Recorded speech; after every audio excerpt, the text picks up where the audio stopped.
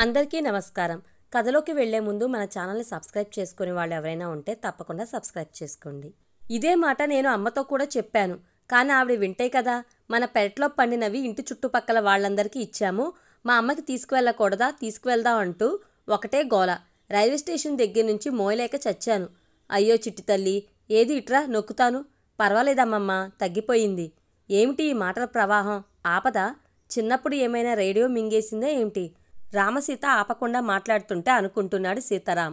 విశ్వనాథం గారు చిన్నగా నిద్రలోకి జారుకోవడంతో, మీ తాతగారు చూసావా, నీ మాటలు వింటూ నిద్రపోయారు. జోలపాటలాగా ఉందేమో ఆయనకి. సరే రాముడు, నేను కాసేపు నడుము వాలుస్తాను. సరే అమ్మమ్మ, రెస్ట్ తీసుకో అని బయటకు వచ్చింది రామసీత. ఎప్పుడెప్పుడు రామసీత బయటకు వస్తుందా అని వెయిట్ చేస్తున్న సీతారాం రామసీత చెయ్యి పట్టుకుని లాగడంతో ఉలిక్కిపడింది రామసీత. అరవబోతున్న రామసీత నోటిని చేత్తో మూసి, అరవకు, మాట్లాడాలి నీతో, రా వెళ్దామని చేయి పట్టుకు తీసుకువెళ్తున్నాడు. వాళ్ళిద్దరిని చూసి ఎక్కడికి రా, ఇద్దరు బయలుదేరారు అడగగానే అడిగింది మహాలక్ష్మి. ఊళ్ళోకి వెళ్ళి వస్తాం అత్తమ్మ, త్వరగానే వచ్చేస్తాం అంటూ సైకిల్ తీసి ఎక్కవే అన్నాడు సీతారాం. అబ్బా, మళ్ళీ అదే డొక్కు సైకిల్, నేనెక్కను. ఎక్కువ అంటూ సీతని బలవంతంగా ముందు సీటు మీద కూర్చోబెట్టి సైకిల్ తొక్కుతూ ఆ మట్టి రోడ్ల మీద గతుకులు దాటిస్తూ వెళ్తూ వెళ్తూ మాట్లాడుతున్నాడు సీతారాం. ఇప్పుడు చెప్పవే, పోయిన సంవత్సరం నచ్చిన మీ బావ ఇప్పుడు నీకు నచ్చట్లేదా? చీపో, నిన్ను ఎవరు పెళ్లి చేసుకుంటారు, నేను చస్తే చేసుకోను అని ఏదేదో అంటున్నావు. ఏమైంది నీకు? నాకేమైంది బావా? ఏమీ కాలేదు. అయితే నాతో అన్ని అబద్ధాలు చెప్పావా? కాదు బావా, అప్పుడు నువ్వంటే ఇష్టమే. మరి ఇంతలోనే ఇష్టం పోయిందా? మన ఇద్దరికి సెట్ కాదు బావా. అదే ఎందుకు? నీకెందుకు అలా అనిపించింది? సైకిల్ పక్కగా ఆపి కృష్ణ పరమాత్మ గుడి లోపలికి తీసుకువెళ్ళాడు సీతారాం. కోనేట్లోకి దిగి తలపై నీళ్లు చల్లుకుని ఒకరి చేతిలో ఒకరు పట్టుకుని లోపలికి వెళ్తున్నారు. ముష్టివాళ్లు వరుసగా కూర్చుని ఉన్నారు. బావ చిల్లరివ్వు, నా దగ్గర చిల్లర లేవే, ఒక 100 రూపాయలు ఉన్నాయి, అందరినీ పంచుకోమని చెప్పు అంటూ ఒక 200 రూపాయలు తీసి రామచేత చేతిలో పెట్టాడు సీతారాం. కొంచెం ఆశ్చర్యంగా సీతారాం వైపు చూసి మరుక్షణం తేరుకుని ఆ 200 రూపాయలు ముష్టివాళ్ళకిచ్చి పంచుకోమని చెప్పి ముందుగా వెళ్తున్న సీతారాం వెనకాల వడివడిగా అడుగులు వేస్తుంది రామసీత. అదేంటి బావా, అడగగానే డబ్బులు ఇచ్చేశావు? నేనెప్పుడు ఏమడిగినా అవెందుకు ఇవెందుకు అని లెక్కలు వేసేవాడివి కదా. ఇప్పుడు కూడా నేను చిల్లర అడిగితే ఏ 10 రూపాయలు ఇస్తావేమో అనుకున్నాను. 200 కాగితం అలా ఇచ్చేశావు. చూడు రాముడు, అప్పుడంటే నాకు ఏ పని లేదు, ప్రతిదానికి అమ్మా నాన్న మీద ఆధారపడి ఉండేవాడిని. ఇప్పుడు నాకు ఉద్యోగం వచ్చింది, నేనే అమ్మా నాన్నకి ఆసరాగా ఉంటున్నాను. వాళ్ళ దగ్గర చేయి జార్చడం మానేశాను. సో ఇలాంటి చిన్న చిన్న ఖర్చులకి ఇంకా భయపడక్కర్లేదు కదా. ఇప్పుడు నువ్వు అడిగితే నేను ఏదైనా కొనిపెట్టగలను. ఇంకా నీకు అర్థం కాలేదా? వారం రోజులైంది నువ్వు నాతో మాట్లాడి. మీరు వస్తున్నాను ఉదయం నుంచి ఒక 100 సార్లు వాకిలి వైపు చూస్తూనే ఉన్నాను. నువ్వేమో నాతో ఒక్క మాటైనా మాట్లాడట్లేదు. మూతి తిప్పుకుంటున్నా, విసుక్కుంటున్నా. నేనేం చేశాను? ఎందుకలా ఏడిపిస్తున్నావు? అదేం లేదు బావా, ముందు దేవుడి దర్శనం చేసుకుందాం పద. లేదు రాముడు, నాకు ముందు నా దేవి సమాధానం కావాలి. ఎక్కడికి పారిపోతున్నావు? ఇలా రా అంటూ తన చేయి పట్టుకుని లాగి నడుము మీద చేయి వేసి ఎత్తుకుని దేవాలయం ప్రాంగణంలో అరుగు మీద ఎత్తి కూర్చోబెట్టాడు సీతారాం. బావా, ఏంటి నీకేమైనా పిచ్చా? ఇది గుడి, నాకు తెలుసు, ఇది కృష్ణ పరమాత్మ గుడి. ఆయనకి ఇలాంటి లీలలంటే ఇష్టమేలే. ముందు నువ్వు చెప్పు. రాముడు కిందికి దిగి పారిపోయే అవకాశం ఇవ్వకుండా తన ఒళ్ళో చేతులు పెట్టి కళ్ళలోకి చూస్తూ అడుగుతున్నాడు సీతారాం. ఏంటి బావా నువ్వు? తర్వాత మాట్లాడుకుందాం, గుడి మూసేస్తారు, పంతులు గారు వెళ్ళిపోతారు. ముందు నన్ను దింపు అందే రామసీత. అసలు ఏమైందో చెప్పవే, మాట్లాడుతుంటే మూతి తిప్పుకుంటున్నా. సంవత్సరం నుంచి ఏ ఒక్కరోజైనా నాతో మాట్లాడకుండా ఉన్నావా? ఇప్పుడేమో ఉన్నట్టుండి దూరం పెడుతున్నావు. అబ్బా బావా, నీకు దండం పెడతా, అలాంటిదేమీ లేదు. ముందు దింపరా, నా కాళ్ళ మీద నీ చేతులు తీయి. ఎవరైనా చూస్తే ఏమైనా అనుకుంటారు. సీతారాముని తోసేస్తూ అంటుంది రామసీత. ఏమీ కాదు, ఏమనుకుంటారు?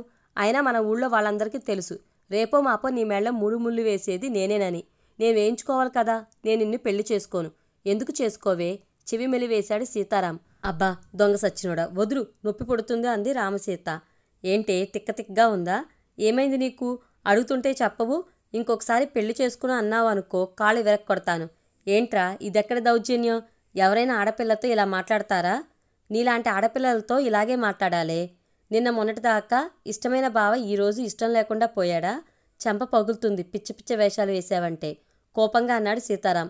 నాకేమీ కాదు, నీకే ఇష్టం తగ్గిపోయింది, అందుకనే పిచ్చి పిచ్చి వేషాలు వేస్తున్నావు బుంగుమూతి పెట్టుకునే అంటుంది రామసీత.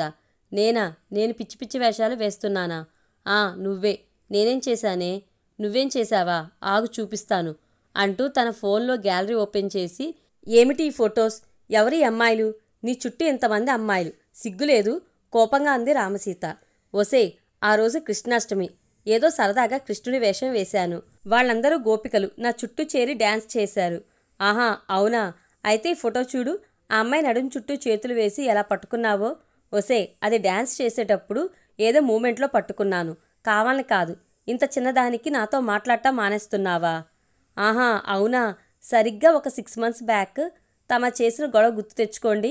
కాలేజీ కల్చర్ ప్రోగ్రాంలో నేను డ్యాన్స్ ప్రోగ్రాం ఇస్తుంటే అక్కడికి వచ్చి నా పార్ట్నర్ని పట్టుకుని చంపలు వాయించేశావు, నా రాముణ్ణి ముట్టుకుంటావా అంటూ. అప్పుడు నేను నీతో ఎన్నిసార్లు చెప్పాను బావా, అది డ్యాన్స్ ప్రోగ్రాం అని. నా చెంప కూడా చెల్లుమనిపించావు. బరబరా నా చేయి పట్టుకుని లాక్కు వచ్చి ఇలాంటి పిచ్చి పిచ్చి డ్యాన్స్ చేస్తే చంపేస్తాను అంటూ వార్నింగ్ ఇచ్చావు. ఒసే, అది వేరు, ఇది వేరు. ఇది సాంప్రదాయమే. కృష్ణాష్టమి నాడు ఉట్టి కొట్టడానికి అలా వేషం వేయించారు.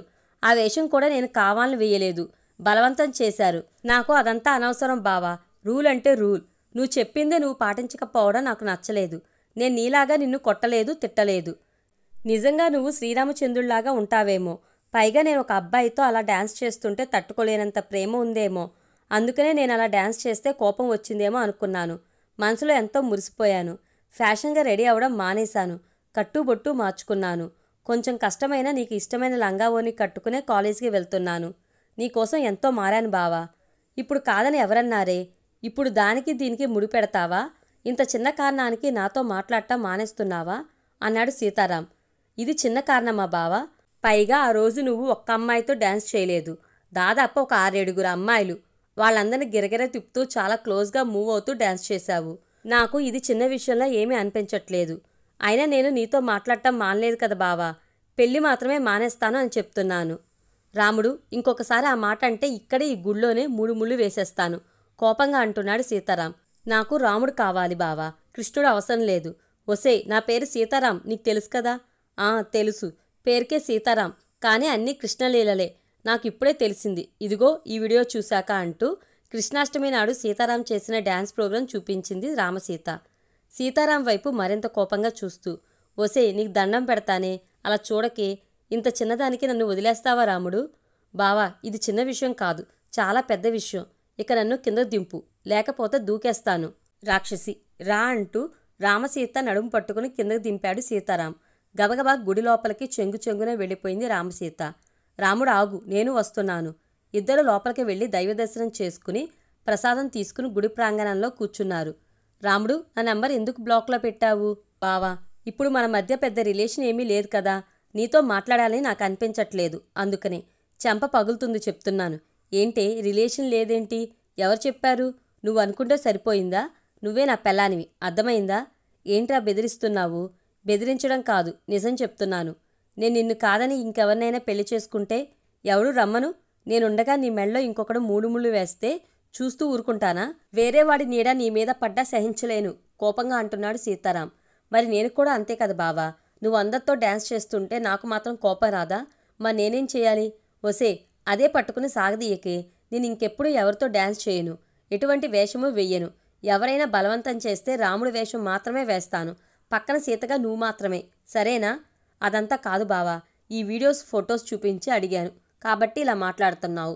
లేకపోతే అబ్బా, ఇప్పుడేంటి చెప్పు, ఏం చేయమంటావు? ఆ రోజు నిన్ను కొట్టాను కాబట్టి ఈరోజు నువ్వు కూడా నన్ను కొట్టాలి, అంతేనా? సరే రా, కొట్టేసేయ్.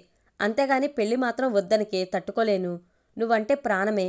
కావాలంటే చూడు, నీ పేరు పచ్చబొట్టు వేయించుకున్నాను అంటూ తన చేతిని చూపిస్తూ, సరే, నాకు అర్థమవుతుంది. ఆ అమ్మాయిలతో నేను డ్యాన్స్ చేయటం నీకు బాగా మండింది.